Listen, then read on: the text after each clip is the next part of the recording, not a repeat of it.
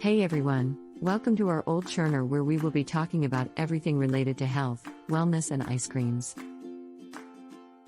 Today we're talking about a food that people wouldn't typically associate with health, ice cream.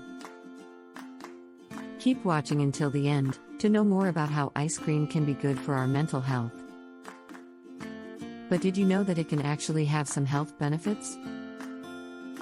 Ice cream is a beloved food that comes in many flavors and toppings, and it brings happiness and comfort to people. It might surprise you to know that ice cream can be healthy, as it contains calcium which helps maintain a healthy weight and supports body strength and metabolism. It's also a source of essential nutrients such as calcium, vitamin D, riboflavin, vitamin A, and phosphorus. Furthermore, consuming ice cream may have cognitive benefits. Researchers found that consuming ice cream for breakfast may improve cognitive function.